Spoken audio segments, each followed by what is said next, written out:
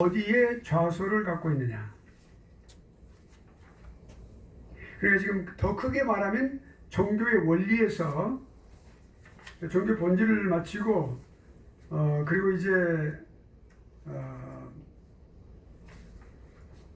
종교의 위치, 종교는 과연 어디에 우리 인간에게 있어서 어디에 위치해 있느냐를 우리가 지금 공부하고 있는데, 처음에 지성에 있다 하는 분들이 계셨고, 또 의지에 있다 이렇게 생각하시는 분들이 계시고, 또 감정에 있다, 그렇게 이 세 가지의 이론들은 모두 단점이 있고 비성경적인 부분들을 우리가 발견했어요.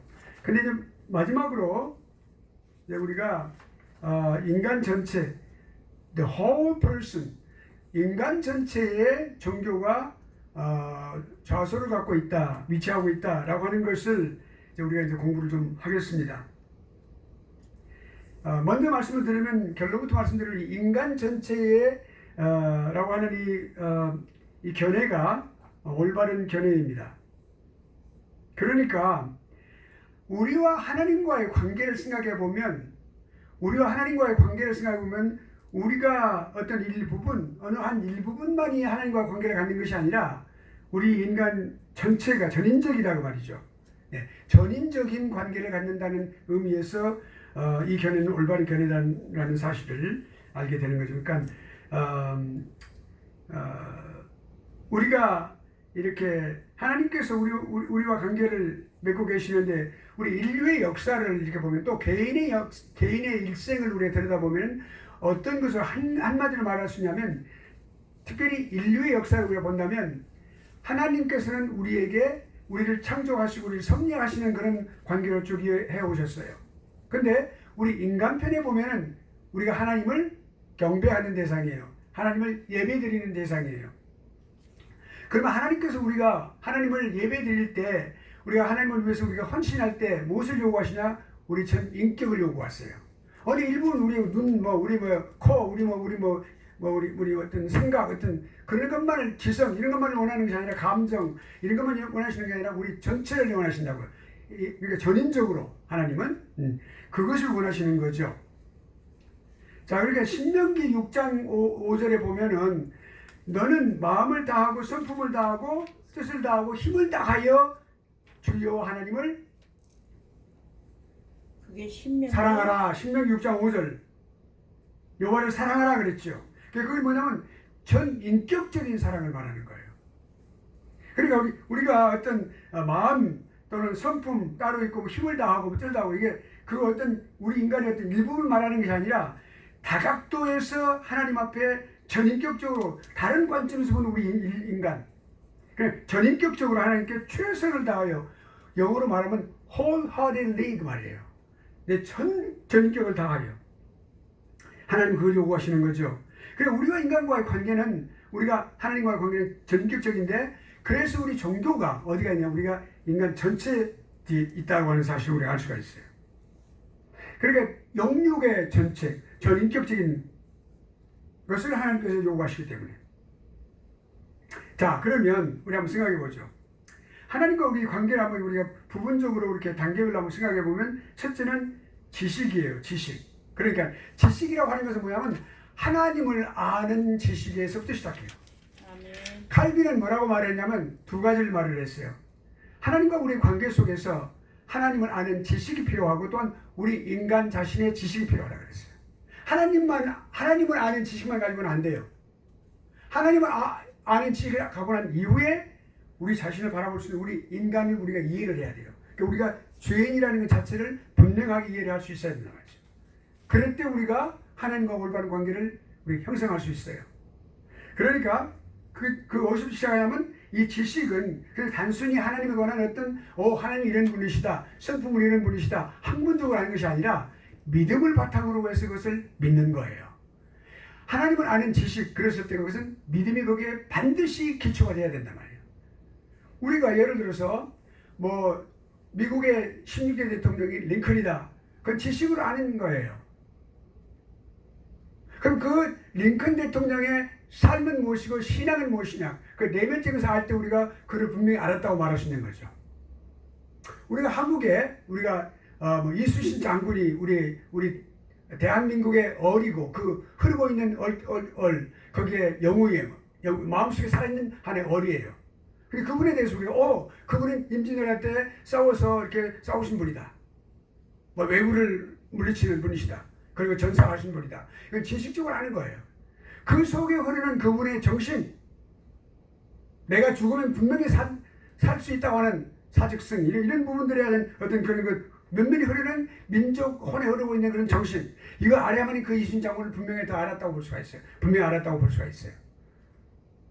우리가 부부가 살고 있어요. 부부가 살고 있는데 그냥 부부가 오케이, 당신은 나의 남편이고 나는 당신의 아내고, 당신은 나의 아내고 나는 당신 남편이다, 이렇게 그냥 어떤 개념적으로 알고 있다면 그건 모르는 거예요. 속속들이 다 알아야 돼요. 그 사람의 장점, 단점, 그 사람의 슬픔, 그 사람의 어떤 말할 수 없는 그런 어떤 고통, 그거 알아야만 그 사람을 분명히 알았다고 말할 수 있는 거죠. 그리고 그걸 함께 공유해야 돼요. 우리가 하나님과의 관계에 있어서 하나님을 우리가 그냥 단순히 알았다고 지시고 나면 안 되는 거죠. 하나님을 온전한 믿음으로 내가 내 생명까지 주님께, 하나님께 온전히 의지하는 관계여야만 올바른 관계라고 볼 수 있는 거죠. 마찬가지로 그러니까 우리가 지식을 말할 때 그거예요. 그러니까 올바른 지식, 하나님에 대해서 올바른 지식을 알고 있어야 돼. 하나님에 대해서 올바르게 알아야만 우리가 하나님을 올바르게 섬길 수 있어요. 잘 모르면 하나님께서 무엇을 원하시는지, 하나님께서 무엇을 기뻐하시는지 우리가 잘 모르면 하나님을 섬길 수 없는 거죠. 그러니까 올바른 지식을 갖고 있어야만 올바르게 섬길 수 있죠. 올바른 관계 형성이 되는 거죠. 그것이 뭐예요? 믿음이라고 하는 거예요. 그 믿음에서 믿음을 바탕으로 한 지식이라는 거예요. 아멘. 예. 그러니까 우리가 지식 그러면 우리 신학적인 관점에서 많은 것을 생각하게 되고, 믿음 그러면 우리가 신앙적인 관점에서 많은 것을 생각하게 돼요. 그러니까 신학과 신앙은 함께 가는 거예요. 올바른 신학을 했을 때 올바른 신앙을 갖게 돼요. 잘못된 신학을, 우리 자유주의 신학을 또는 인본주의적인 신학을 우리 공부했을 때 우리 신학을 우리가 버리게 되는 거예요. 예, 인간 중심적인 신앙을 갖게 되니까. 그런 것들이 우리가 올바른 지식, 예. 그 믿음이 단순히 우리 안에 믿는 것으로 끝나면 안 되는데, 한 걸음 더 나아가면 반드시 그 믿음은 행동으로 나타나는 것이죠. 실천적인 믿음이어야 된단 말이죠. 예. 자, 그래서 결국엔 종교가 갖고 있는 어떤 그런 놀라운 그런 어떤 능력, 이런 것은 우리의 모든 삶을 포함하는 거예요. 우리가 기독교인으로서 살아갈 때 우리가 하나님과의 관계 속에서 우리가 올바른 믿음의 삶을 살아간다 할 때는 우리 전체적인 것을, 우리 모든 삶을 포함해서 하나님께 드릴 수 있는 그런 것이 필요하겠죠. 예. 자, 그러면 아까 그 신명기 6장에서 5절이면 4절부터 읽으시기 좋아요. 4절, 5절. 예. 6장 전체를 다 읽으시길 바랍니다. 6절까지 읽으시면 좋아요. 자, 그러면 또 이제 우리가 또 한번 생각해 봅시다.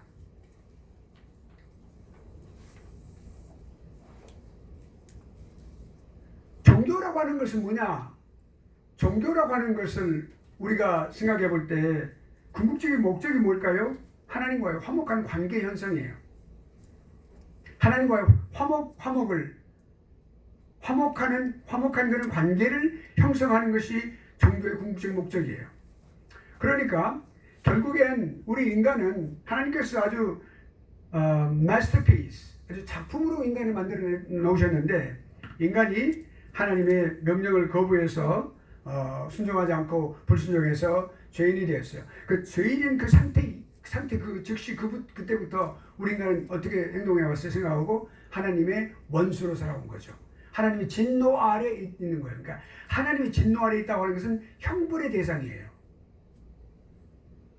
그러니까 우리는 결국엔 생각하는 것이 결국 다 전부가 생각해 보면 하나님과 전혀 관계없는, 그러니까 예수 그리스도 떠나서 우리가 살아온 자연인으로 생각해 본다면, 그냥 우리가, 자 봅시다. 예수님을 믿는 부모를 둔 사람이 못된 신앙으로 태어났어도 그가 온전하게 예수 그리스도 나의 의지로 완전하게 믿고 신앙 고백하기까지는 세월이 많이 지나요. 유아세례를 받았어도.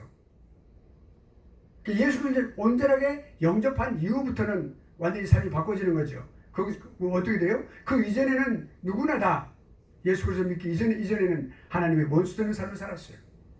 근데 그 삶을 살았는데 예수 그리스도를 통해서 그리스도를 믿고 나의 구주를 영접하고 내 안에 성령께서 내주하시는 그 순간부터 어떻게 돼요? 나의 영혼이 나의 형상이 회복되면서부터 하나님과의 관계가 형성되기 시작하는 거예요. 다시 회복되기 시작하는 거예요. 그때는 이미 원수가 아니라 하나님의 자녀로서 내가 너를 의인이라 이 신칭이 의롭다 하심을 통하여 그러니까 믿음을 통하여 의롭다 하심을 칭함을 받는 그 사람 이 신칭이 로마서의 가장 중요한 핵심 키워드가 이 신칭이죠. 그러니까 믿음으로 말미암아 의롭다 하심을 받는다, 칭함을 받는다라고 하는 그 중요한 그 진리로 인해서 우리가 의인이라고 하나님께서 선언해 주신 거죠. 그때부터 어떻게 돼요? 우리가 하나님 앞에 기도할 수 있고 예배를 드릴 수 있고 우리가 화목되는 삶을 살 수 있어요. 하나님과. 아멘. 예. 그리고 하나님 앞에 쓰임 받을 수 있어요. 하나님을 위해서 내가 봉사하고 헌신할 수 있는 거죠. 궁극적인 목적이 영원한 하나님의 은총, 그게 뭘까요? 구원이에요. 구원. 예. 그것을 목적으로 하는 거예요. 그 영원한 하나님의 은총, 그 구원, 그것 곧 영생을 하는 거죠. 천국에 사는 것과 더불어서 영원히 사는 것을 말하죠. 그러므로 이제 종교라고 하는 것은 절대로 이 세상의 어떤 학문이라든지 예술이라든지 어떤 문학이라든지 이런 건 완전히 구분되어지는 것이에요. 그럼 철학이라든지 또는 학문이라든지 철학도 학문의 일종이죠. 그러니까 학문이라든지 예술이라든지 문학이라든지 모든 인간의 산물과 어떤 도덕이라든지 어떤 그런 것들과 결국엔 같이 어우러져 있지만 근데 거기서 가장 중요한 핵심적인 것인데 그러한 것들이 장르가 도달하지 못하는 부분을 이 종교는 함께하고 있는 그런 능력을 갖고 있는 거죠. 예. 그러니까 비교할 수 없다. 예. 이게 영어로 말하면 exclusive, 배타적이다. 반드시 그거는 다른 것과는 도저히 비교할 수 없는 그런 중요한 핵심적인 내용을 갖고 있다라고 말하는 것이. 그러면 이제 우리가 인간 전체를 우리가 생각해 봤어요. 예. 그러면 종교의 기원은 어떻게 되는가? 어떻게 종교가 시작되었는가? 종교 기원을 현재 우리 생각으로 그것을 어떤 완전하게 우리 인간의 이성으로 그 종교의 기원에 대해서 설명할 수 있을까요? 없어요. 참 어려워요. 그래서 여러 가지 많은 사람들이 인간의 이성으로 많은 노력들을 많이 했어요. 이제 종교 기원에 대해서 생각해 보기 위해서. 그 중에 하나가 첫째가 역사적인 방법. 역사적인 방법을 한번 이렇게 쉽게 말하면 뭐냐면은 인류의 역사를 이렇게 되돌아보면서 거슬러 올라가서 그 종교의 기원을 찾는 방식이에요. 그러니까 이제 이렇게 생각해 볼 수 있죠. 과연 어떤 종교가 인간의 시간적인 개념 속에서 또 장소적인 개념 속에서 이 지구상에서 어떻게 처음 나타났을까? 어떤 방법으로 인간은 어떤 그 종교적인 그런 것을 표현하면서 살아왔을까?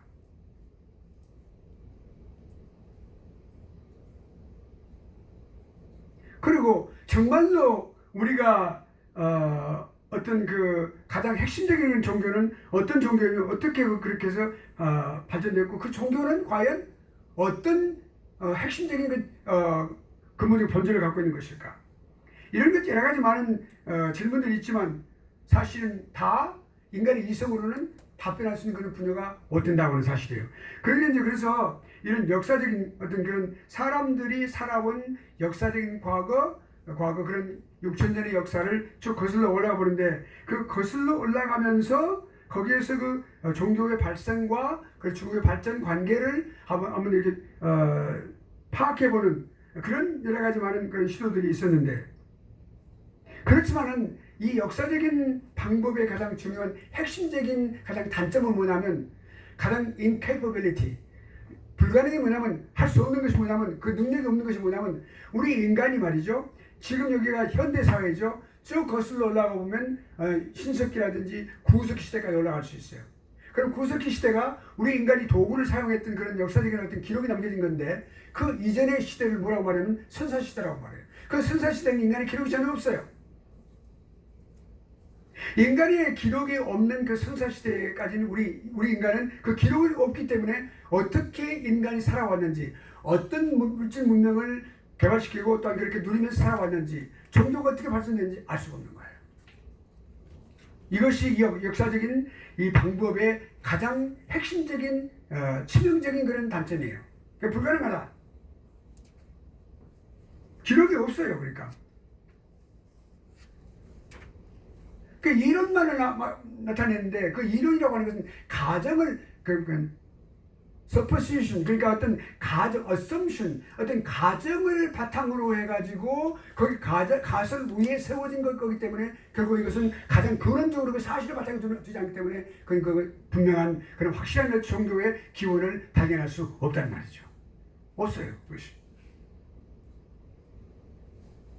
그러니까 여러 가지 많은 설들이 나왔죠. 뭐 주물 숭배, 애니메이즘.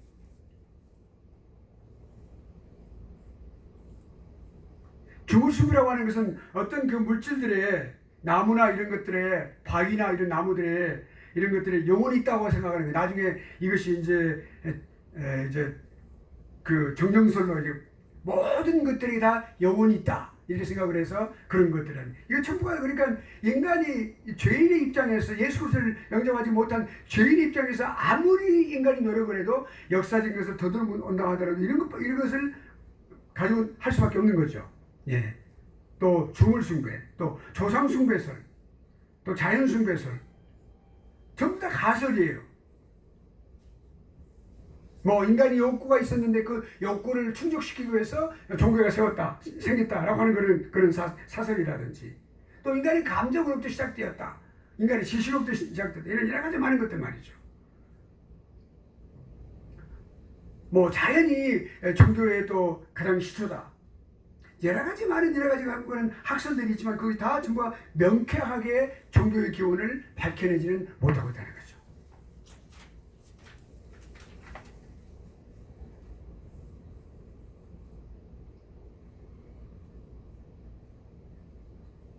그러니까 우리가 결론이 뭐냐면, 이 역사적인 방법을 통해서 종교의 기원을 파악해보기 위한 시도는 시도할 수 있겠죠. 그러나 결국엔 그 해답은 얻을 수가 없다. 최초의 종교의 시발점과 그리고 시작해서 어떻게 발전되어 왔는지, 물론 인간의 기록이 있는 부분에 대해서는 최근에 구석기 또는 신석기 이후에 이렇게 그건 조금은 알 수 있지만, 그 종교 기원에 관해서 the origin of religion, 이거는 알 수가 없다 이 말이죠. 자, 그럼 두 번째 방법, 심리적인 방법. 요즘 대학에 가보면 말이죠, 우리가 UC 계열 같은 데 대학에 가보면 사이칼라지를 전공한 학생들이 수천 명씩 나와요. 엄청나게. 물론 제 딸도 사이칼라지 전공을 했습니다. 그런데요, 쓸모가 없어요. 몇천 명 나오지. 가봤어요. UC 데이비스 졸업했는데 가서 참여해보는 수천 명 학생이, 아주 얼마나 많은 학생들이 그 사이칼라지를 하고 졸업하는지 몰라요. 근데 그들이 다 뭐예요? 쓸모가 없는 거예요. 다시 CSU, 여기 칼스테이트를 다시 들어가서 기술적인 것들을 갖다가 공부를 해야만 잡을 수가 있어요. 그래서 지금 우리 딸이 뭐하고 있냐면 교사라고 있잖아요. 교사. 예, 교사라고 했어요. 중학교 6학년에 주니어 하이가 가지고. 그렇게 이 사이칼라지라고 해서 어떤 단점을 갖고 있느냐? 인간의 심리를 연구하는 건데 거기는 하나님이 없어요. 사이칼라지를 할 때도 많은 고민을 한 거예요, 딸이. 다른 학생도 많이, 크리스천들은 다 마찬가지예요. 왜? 거기에 하나님이 없기 때문에. 예. 그러니까 인간의 어떤 여러 가지 정신 분석학, 이런 것도 전부 사이칼라지를 바탕으로 시작되는데, 사이키아트리, 이런 모든 것들이 다 그래요. 그러니까 정신 분석, 정신의학, 이런 모든 것 다 그렇게 해서 시작되는데, 다 모든 건 뭐예요? 인간을, 하나님이 없는 상태에서 인간을 연구하는 거예요. 자, 여기 심리적인 방법, 바로 그 사이칼로지컬 메서드라고 그러는데, 이거를 갖다 지금 그 방법을 통해서 종교의 기원을 알아보자 하는 거예요. 그러니까 우리가 하나의 사이칼로지, 그러면 심리학도 인간의 이생의 범주 안에 있어요. 그런데 종교는 이렇게 넓은 범위가 있는데 그걸 알 턱이 없는 거죠. 우리가 쉽게 말해서. 그러니까 이 역사적인 방법이 어려움이 있기 때문에 심리적인 방법이 탄생했어요. 그런데 결국엔 이 심리적인 방법도 거기에서 여러 가지 많은 허구성이 있기 때문에 결국엔 올바른 어떤 대답을 얻지 못한 거죠. 뭐냐면 사람 안에 있는 어떤 요소들, 심리적인 요소로 인해서 종교가 시작됐다고 하는 거예요. 쉽게 말하면. 그래서 그 종교의 기원을 인간의 심리 안에서 찾고자 하는 거죠. 아까 그 역사적인 방법은 자연에서 찾고, 역사적인 인간의 어떤 외부적인 활동에서 찾고, 그것은 실패했죠. 그러니까 결국엔 사람이 살아가는 사람의 심리적인 것과 자연과의 어떤 그런 어떤 결합한 것, 그 협력하는 내용을 통해서 여러 가지 것을 알려고 노력하는 것이죠. 이 가설을 가지고 결국에는 종교인데 종교로부터 그 종교의 기원을 종교로부터 찾기 시작된 것이 아니라 종교 외에 다른 인간의 심리라든지 또는 역사적인 어떤 인간의 활동, 자연적인 것에서부터 시작을 다른 데 찾는다 이 말이에요. 그러니까 찾을 수가 없는 거예요.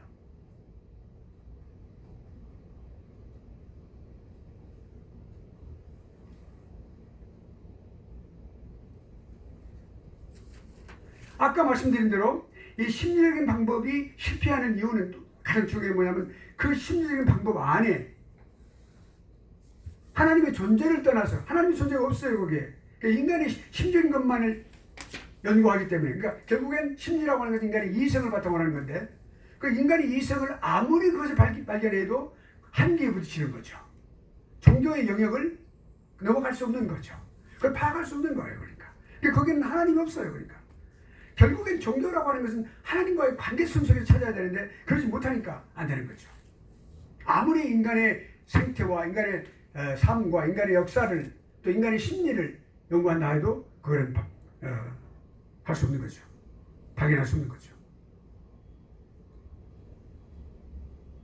하나님의 존재 없이 종교의 기원을 발견하고 노력하는 것은 그것은 잘못된 그런 생각이라고 볼 수가 있어요.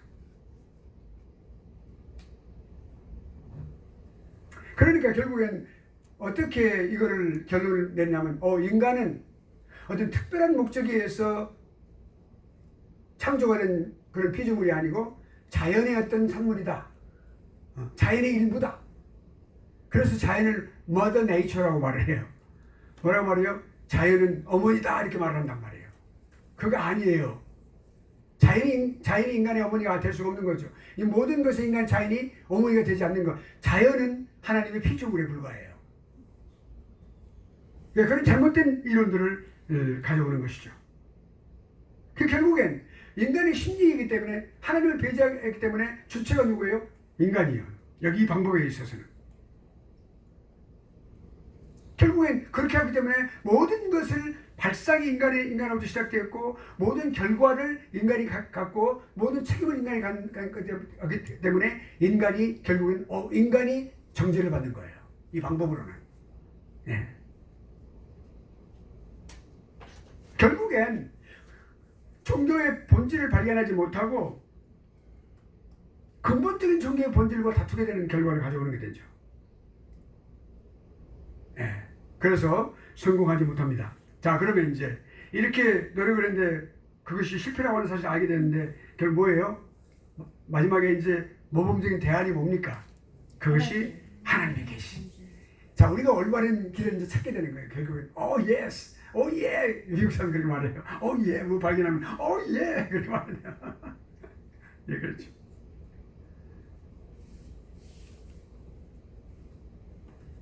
한번 보죠. 맨 처음에 가장 중요한 것이 있어요. assumption, 그러니까 supposition이라고 그래요. 전제. 여러분, 우리 기독교인들은요 전제주의자예요. 그 코넬리우스 반틸박터가 그렇게 말을 했어요. 우리 인간은, 특별히 우리 예수 그리스도 믿는 사람들은 전제주의자다. 이게 무슨 말일까요? 전제주의자라는 말은 무엇을 전제로 해서 시작돼요. 하나님을 전제. 그렇지, 그게 주적인 대전제예요. 대전제가 뭐예요? 하나님이 살아계신다. 아멘. 그러니까 살아계신 하나님이 계신다 이거예요. 아멘. Living God. exist 말이에요. 살아계신 하나님이 존재하신다. 이것이 가장 최고의, 가장 핵심적이고 가장 중요한 전제예요. 그러니까 모든 어떤 이론이라든지 어떤 학설이라든지 결의가 나올 때 전제가 잘못되면 그것은 결론이 잘못되는 거죠. 예. 종교는 인간의 심리로부터 나왔다? 그 전제가 잘못됐어요. 인간은 종교가 뭐라고요? 아까 역사적인 것에서 시작돼서 전제예요. 그 결국은 해답도 잘못된 거죠. 그러니까 예.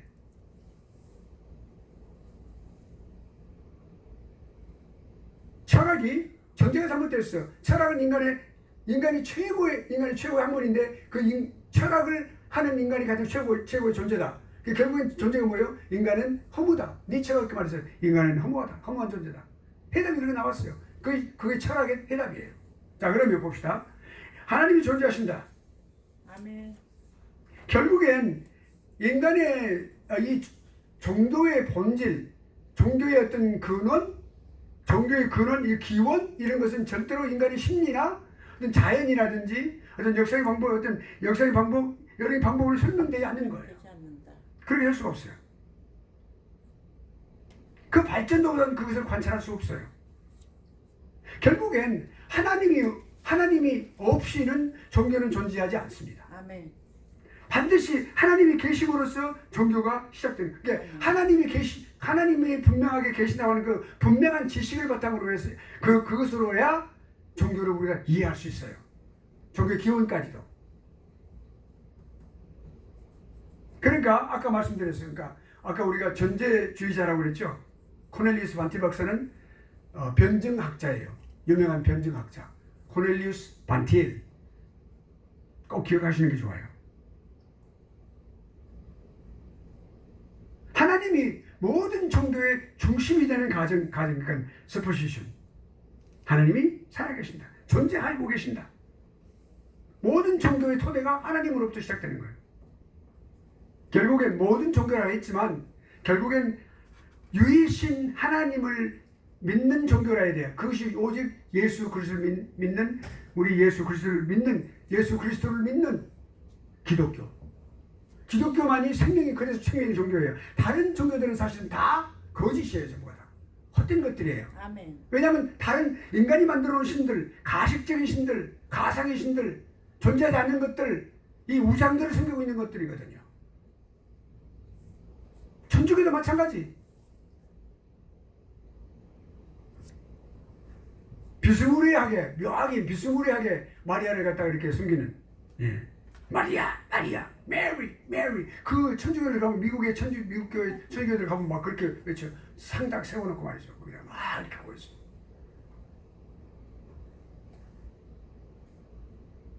우리 기독교가 다른 종교를 이렇게 평화하는 것은 아니지만 사실을 말할 뿐이에요. 사실을 말하는 거예요.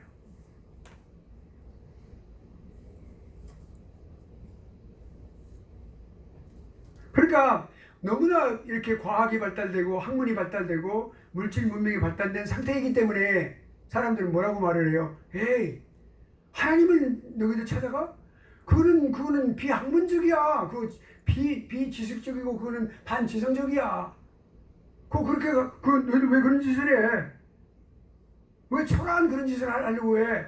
이렇게 말들 하죠.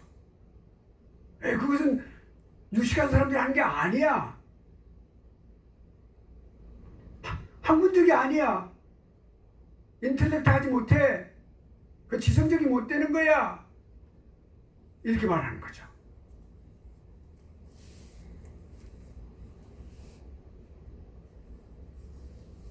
근데 우리가 하나님을 생각하지 않고 어떻게 하나님 없이 이 세계 모든 것들을 설명할 수 있습니까?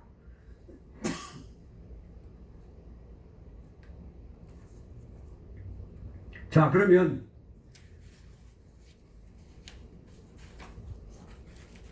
사람들이 그렇게 말하는 사람들 또는 모든 사람들을 포함해서 두 가지 중 하나를 선택해야 돼요. 그 어쩔 수 없이 우리가 강요하는 것이 아니라 어쩔 수 없이 가장 중요한 건 뭐예요? 여기 종교 기원을 말할 때 하나님이 존재하신다고 하는 그 내용을 우리가 생각할 때 처음에 하나님은 존재하지 않아 라고 생각하거나 어떤 경우에도 하나님은 존재하지 않기 때문에 종교라고 하는 것은 어리석은 거야 라고 말할 수 있겠고 그거를 선택하는 경우가 있을 것이고요. 두 번째는 no, 하나님은 진짜로 살아계셔, 존재하고 계셔, 살아계신 하나님이 계시는 거야. 그러니까 하나님을 바탕으로 시작된 이 종교가 참된 거야 라고 말해요. 두 사람 중 한 사람. 이거 분명히 선택해야 되겠죠.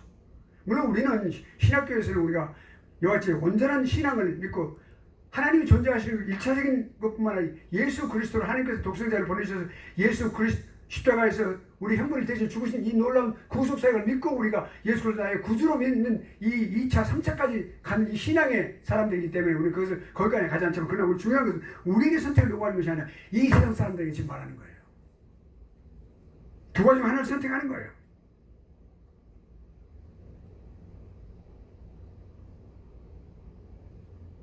어떤 논리도 어떤 학문도 어떤 것도 분명하게 무엇을 요구해요? 하나님이 존재하시는 것을, 그 하나님이 자신을 어떻게 나타내시는가를 분명하게 요구하는 거예요. 그러니까 우리가 오케이, 하나님이 존재하지 않는다? 종교는 어리석은 것이다 라고 하는 그것을 내가 수용할 수 없어, 나는 그거 받아들일 수 없어 라고 하는 사람은 두 번째로 수용하겠죠. 아니야, 하나님 계시니까 분명히 종교는 참된 것이야. 우리가 종교라고 말할 때 그것은 기독교를 늘 염두에 둬야 됩니다.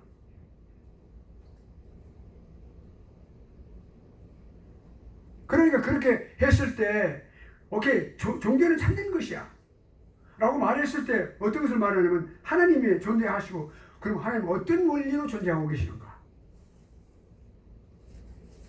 또 종교는 어떤 본질적인 것은 무엇인가, 그걸 알아야 되겠죠. 그러니까 우리가 역사를 보면은 전체적인 역사를 딱 보면 이렇게 되어 있습니다. 하나님이 계세요. 위에가 밑에는 사람이 있습니다. 제가 흑판이 없어서 못하는데 하나님이 계세요. 여기는 밑에 인간이 있어요. 하나님과 인간과의 관계로 시작되었어요. 우리 인간은. 네. 그러면 하나님께서 우리 인간에게 뭘 하세요? 은총을 베푸시고 하나님께서 명령하세요. 하나님께서 commandment 늘 명령하셨어요. 그리고 은총을 베푸시고. 근데 인간은 뭐 했어요? 하나님 앞에 뭘 했어요? 섬겼어요. 봉사하고 섬기고 예배드렸어요.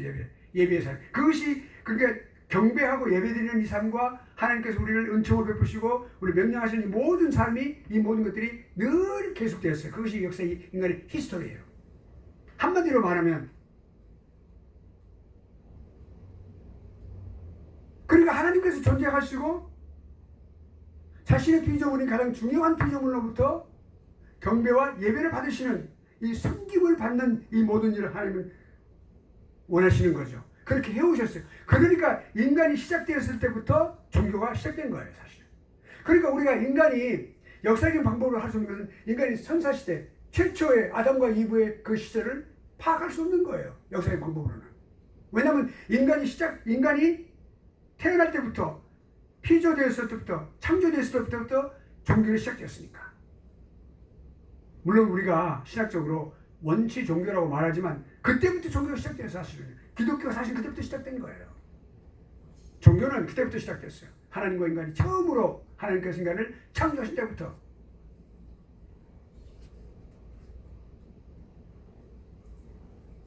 자, 그러면 하나님 존재한다는 여기까지 우리 하고 두 번째로 하나님의 계시를 생각해 보죠. 중요한 것은 하나님 그냥 존재하시는 게 아니에요. 하나님은요 그냥 존재하시는 게 아니라 반드시 그 지으시고 이 땅에 존재하게 하신 모든 피조물들에게, 특별하게 그 피조물들에게 핵심적인 존재인 인간에게 하나님은 자신을 나타내시길 원하셨어요. 내가 누구다. 나는 누구다. 나는 이러한 존재다. 나는 이러한 존재라고 하는 사실을 하나님께서 늘 그렇게 말씀하시고 또한 보여주시고 무엇을 통해서 이 세상에 있는 모든 하늘과 땅 모든 자연을 통해서 보여주신 거예요. 처음에.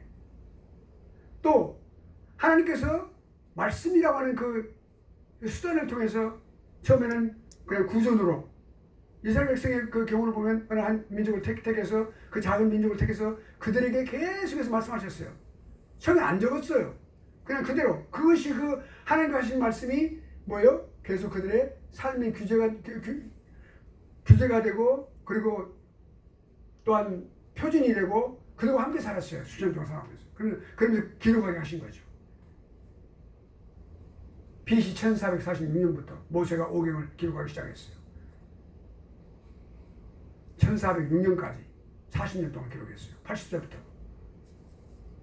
그렇게 역사를 그렇게 하나님께서 그렇게 자신을 계시하셨어요.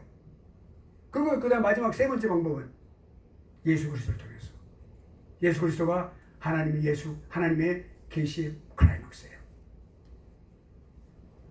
자, 그러니까 우리가 말씀 다 들어보는데 이제 좀 더 들어가 보겠어요. 그러니까 어떤 계시의 개념이 있어요. 계시, 하나님께서 자신을 계시라고 하면 revelation이라고 하는 말은 하나님께서 자신을 나타내시는 것을 보여주시는 걸 말하는 거예요.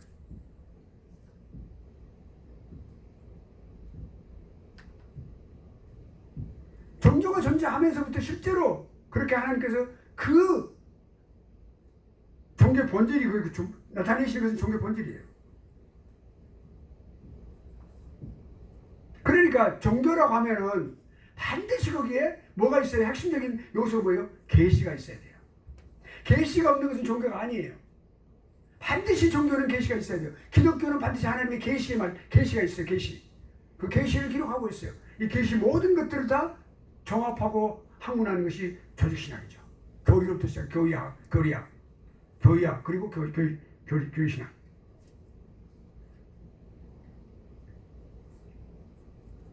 그러니까 처음에 하나님께서 아까 자연을 통해서 보여주셨다고 그랬죠. 자연을 보면은 가장 기초적인 것이 보여요. 하나님 어떻게 보여주신, 하나님의 그 자연을 통해서 하나님의 창조의 손끝을 볼 수 있어요. 산에 들어가면 우리가 호랑이 볼 수 있잖아요. 예를 많이 그렇게 들죠. 호랑이를 우리가 보지 못했어도 호랑이를 알 수 있는 게 뭘 봐요? 호랑이 배설물과 호랑이 발자국을 통해서 알 수 있어요. 아, 여기는 호랑이 살고 있구나. 옛날에 제 아버지께서 이제 아버지 장로님이 그 되시기 전에 옛날 젊었을 때 이제 이렇게 쳐들어왔을 때 산속에 숨어서 살았어요. 구울에서 살아요. 구울에서. 근데 그 아버지가 저한테 말하시는 게 뭐냐면, 제가 그 소설도 썼어요. 단편도 썼는데 거기에 뭐라고 되냐면, 거기에 아침에 일어나보면 호랑이 발자국이 그 옆에 주위에 많이 있었어요. 호랑이 발자국. 그러니까 호랑이가 왔다 갔다 하는 거예요. 호랑이가. 아버지는 그렇게 무섭지 않았대요. 지켜주게 하시는구나 생각하고. 그러니까 이렇게 우리가 그렇게 알 수 있어요. 그러니까 호랑이 발자국을 통해서, 호랑이 배설물을 통해서, 아, 호랑이가 살고 있구나. 하나님께서 우리가 말씀하지 않아도 이 자연을 통해서 하늘과 땅의 모든 것들을 다 보면서 하나님의 그 창조의 손길을 알 수 있는 거예요. 하나님 존재하심을. 근데 그것이 어떤 구속의 어떤 힘은 갖고 있지는 못해요. 그러나 하나님 존재를 알 수 있는 거예요.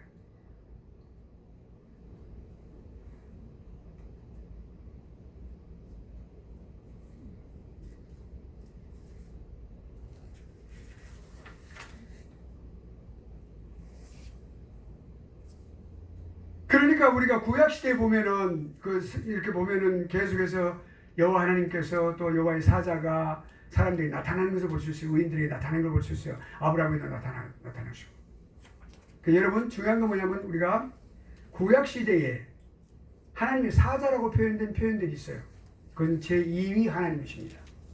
오직 제2위 하나님만이 인간 앞에 나타나셨어요. 하나님의 영이시라 그러죠.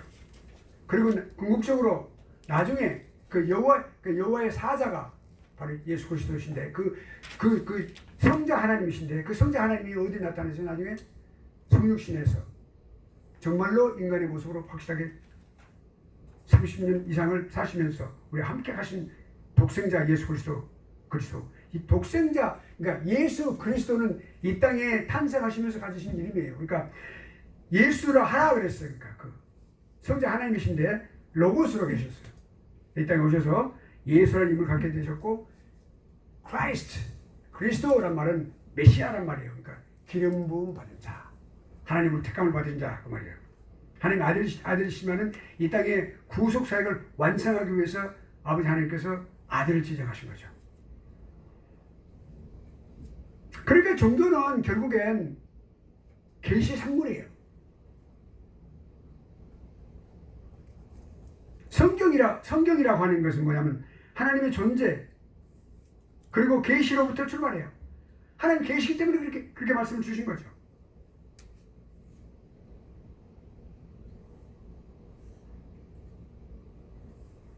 하나님이 그냥 사람을 내버려 두신 게 아니고 반드시 이렇게 하나님께서 늘 그들을 내버려 두지 않고 계시기 때문에 사람이 더듬어서 발견할 수 있도록 우리가 사도행전에 보면은 하나님께서 우리 인간으로 하여금 더듬어서 찾도록 하셨다. 네, 발견케 하셨다. 그렇게 말하고 있어요.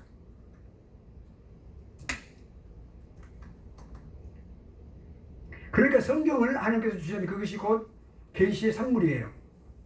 특별 계시라고 해요. 우리가 자연을 하나님의 일반 계시라고 말하죠. 일반적으로 하나님께서 자신을 나타내신 거예요. 근데 그 일반 계시는 인간의 구원과는 전혀 관계는 없어요. 그 능력이 없어요. 그렇지만 하나님께서 그래서 하나님의 말씀 특별 계시를 주셨어요. 그 특별 계시는 특별한 목적 뭐예요? 타락한 인간, 원수된 인간을 구원하시기 위해서 말씀을 주신 거죠. 네, 이 말씀이. 그러니까 단순히 하나님의 말씀을 이 땅에서 어떤 윤리적인 삶을 살아라, 도덕적인 삶을 살아라, 그거 아니에요. 물론 당연히 예수를 영접한 사람으로서 하나님의 사람으로서 어떻게 분명히 빛과 소금의 삶을 살아라고 하는 말씀이 있지만 더 궁극적인 목적은 뭐냐면 인간의 구원의 말씀이에요. 인간의 구원을 위해서. 그것이 아까 우리가 맨 처음에 지식의 원리에서 지식의 외적 원리라고 말했죠. external principle of knowledge라고 그랬죠. 그것이 외적으로 우리에게 지식을 갖게 하는 원리예요. 성경이 하나님께 그걸 주신 거예요. 내적 지식이 뭐예요? 내적 지식은 지식의 원리는 성령 하나님이시죠. 예. 자, 이렇게 됐습니다. 그다음 세 번째로 종교적인 존재. 그러니까 인간은 종교적인 존재입니다. 그냥 단순히 존재하는 것이 아니라 종교적인 존재예요. 그리고 우리가 조직신학에서 처음에 서론을 하고 그 다음에 신론을 하고 하나님에 관해 공부하고 세 번째 인간에 대해서 공부할 때 그것을 뭐라 말해요? 인재론이라고 말해요. 그냥 인간론이 아니에요. 인죄론. 왜냐하면 종교적인 존재로서 하나님과 관계성 속에서 인간을 말해야 되기 때문에.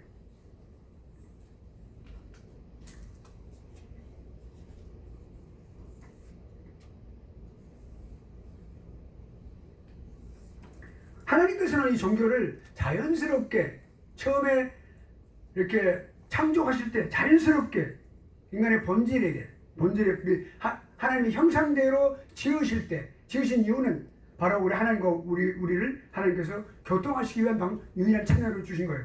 그게 하나님 형상이에요. 하나님 형상. 그것이 그 종교적인 존재로 태어났어요. 인간은. 그러니까 인간의 본성과 절대로 종교는 분리될 수 없어요.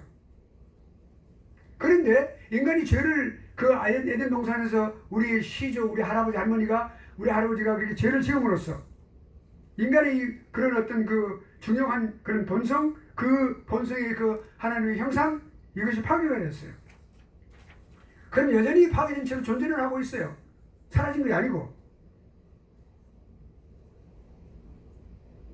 그러니까 우리 인간은 죄인으로 태어나지만 종교적인 성향을 갖고 있는 거예요.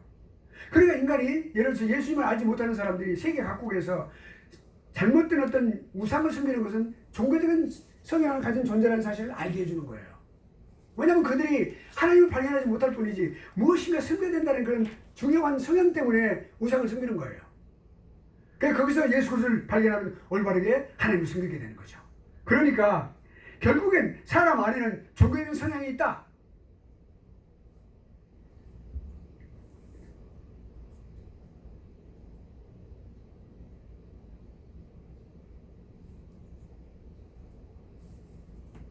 그런데 사람들은 여러 가지 그 인간의 철학을 위주로 하고 있는 사람들 생각할 때 이렇게 생각을 해요. 에이, 사람은 본래 종교적인 존재가 아니야. 동물과 같은 존재로 태어났어. 예를 들어서 진화론에 말하는 어떤 아메바로 시작을 해가지고 진화해가지고 점차 종교적인 존재로 발전한 거야. 이렇게 말하는 사람들이 있어요. 또 다른 사람들은 아니야. 사람은 원래 종교적인 존재야. 벌레가 원래가 종교적인 존재로 태어난 거야.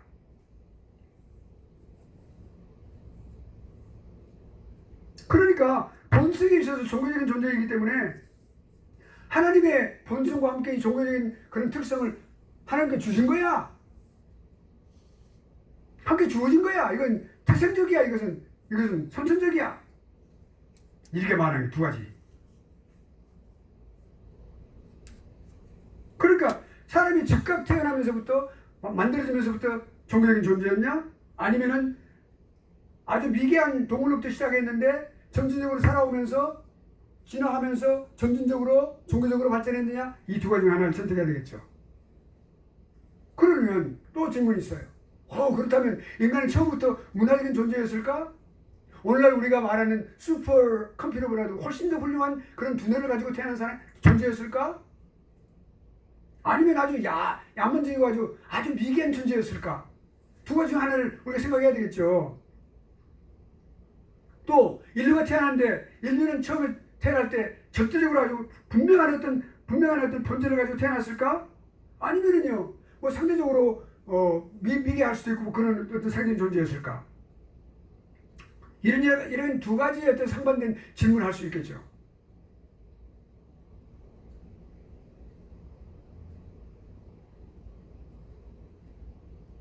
그러면 처음에 태어날 때부터 종교적인 어떤 그런 본질을 갖고 태어났다고 사람은 이렇게 생각하죠. 절대로 인간은 함부로 태어난 게 아니라 인간이 태어날 때 특별한 존재로 그렇게 지음을 받았어. 그러니까 결국엔 그렇게 특별한 존재로 지음을 받았는데 그러니까 결국엔 뭐라고? 하나님의 권속이야.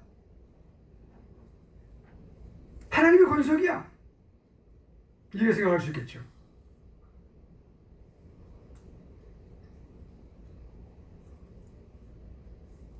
왜냐하면 사람은 인간의 하나님의 형상대로 지음을 받았기 때문에 그런 거야. 다른 동물들과 다른 생물들과는 전혀 별개 구별해서 배타적으로 분명히 그렇게 생겨난 거야.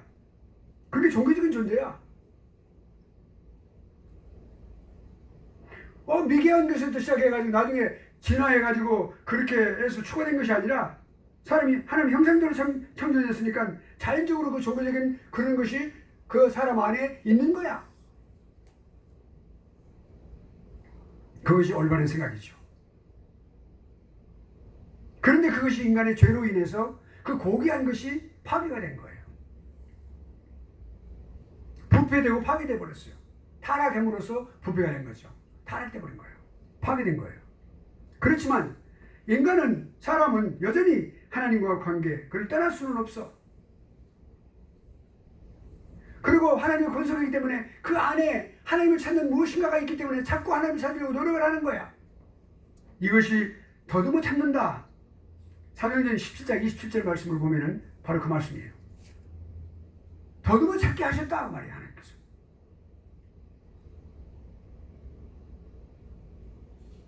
그러니까 하나님의 신적인 것, 이걸 분명하게 분별할 수 있는 그런 본성적인 능력과 어떤 것이 있다. 우리 사람에게.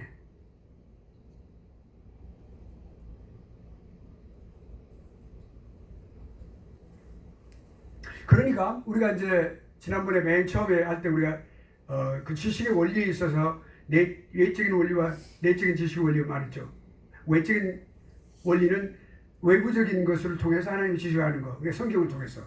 내적인 지식의 원리는 성령 하나님께서 우리에게 조명하여 주셔서 감동하셔서 우리로 하여금 하나님의 그 외적인 것을 읽을 때 알게 해주시는 거죠. 그래서 하나님에 대해서 우리가 알 수 있도록 인도하시는 거죠. 그 내적 지식의 원리라고 말하는 거죠. 이 두 가지는 그러니까 하나님의 말씀 계시와 성경과 성령 하나님의 역사는 늘 함께 있는 거예요. 늘 그렇게 깊이 연관되어 있는 거예요.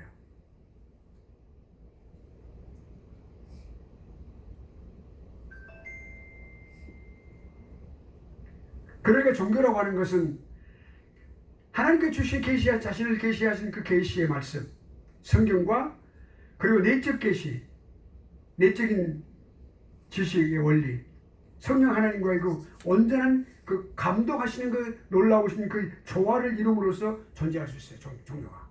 그러니까 기독교는 생명의 완전한 종교예요. 그러니까 종교 원리를 한번 생각해 보자. 이제 우리가 이제 이거를 세 가지로 요약할 수 있어요. 첫째로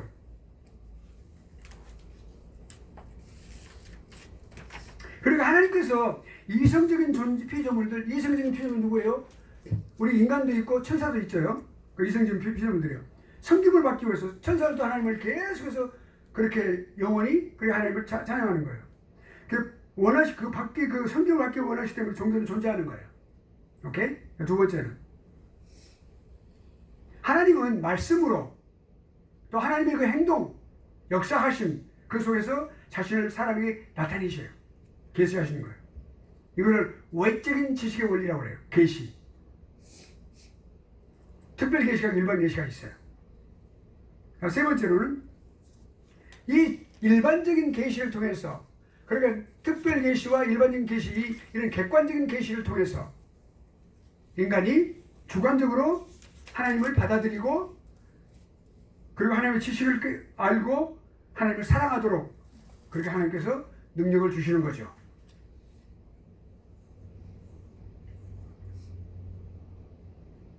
그게 반드시 종교라고 하는 것이 존재하는 이유는 하나님께서 자신을 객관적으로 나타내시는 거예요. 또 주관적으로 각 사람에게 주관적으로 알려주시는 그렇게 하심으로써 종교가 존재하는 거예요. 그렇지 않으면 존재할 수 없어요. 그리고 이 세 가지 원리, 조금 전에 말씀드린 이 세 가지 원리,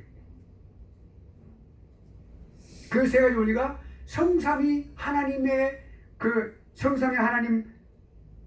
삼위일체 하나님의 바탕 위에 세워져 있어요. 뭐냐면 성부 하나님은 성자 하나님 안에서 성령 하나님에 의해서 자신을 계시하시는 거죠. 이게 놀라운 이거의 원리예요. 그러니까 마태복음 11장 27절 말씀을 보면은 아버지 외에는 아들을 아는 자가 없고 아들과 또 아들의 소원대로 계시를 받은 자 외에는 아버지를 아는 자가 없느니라. 예수님 말씀하셨죠. 아버지 외에는 아들을 아는 자가 없으니까 반드시 아버지는 아들 안에서 역사하시는 거예요. 또 아버지는 아들 안에서 하시되 성령 하나님에 의해서 계시하시는 거예요. 두 번째로 진리의 성령이 오시면 그가 너희를 모든 진리 가운데로 인도하시니 여기는 성령에 의해서 하신다 그랬죠. 예. 진리 가운데로 인도하시리니 그가 자의로 말하지 않고 오직 듣는 것을 말하시. 누구에게 들었어요? 아버지 하나님으로부터. 듣는 것을 말하시며 장래일을 너희에게 알리시리라. 그가 내 영광을 나타내. 누구의 영광을? 성자 하나님의 영광을, 예수님의 영광을 나타내리니 내 것을 가지고 너희에게 알리겠음이니라. 그러니까 아버지 하나님이 누구 안에서? 성자 안에서, 아들 예수 그리스도 안에서 모든 것을 행하시는 거예요. 그러니까 말씀을 이 세상을 창조할 때도 말씀이신 성자 하나님 누구예요? 성자 하나님이 로고스로 계셨어요. 요한복음 1장에 태초 하나님이 계시니라.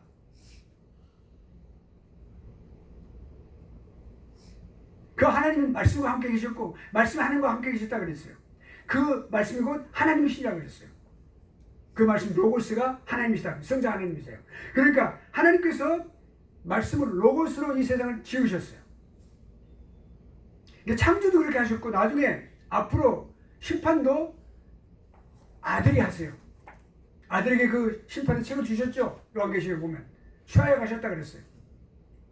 그러니까 성부 하나님은 성자 하나님 안에서 모든 것을 하시는 거예요. 그리고 성령 하나님에 의해서 자신을 계시하시는 거죠. 네 영광을 나타내니 내 것을 가지고 너희에게 알겠습니다. 요한복음 16장 13절과 14절 말씀. 또 오직 하나님의 성령으로 이것을 우리에게 보이셨으니 성령은 모든 것 곧 하나님의 깊은 것이라도 통달하시느니라.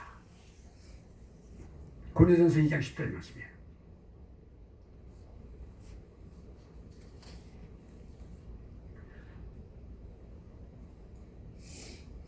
여기까지가 이제 우리가 종교의 좌소 그리고 이제 공부를 했고 이제 하나님의 계시에 관해서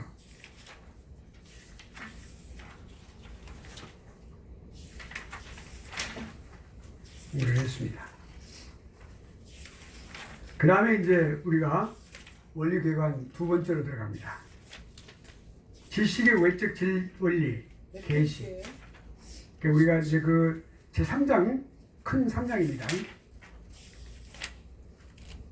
원리계관 3 지식의 외적 지식의 원리 27페이지. 몇 페이지? 27페이지에서 쭉 그 다음으로 쭉 나가시면 돼요. 네, 예. 지금 난 50페이지에 와 있는.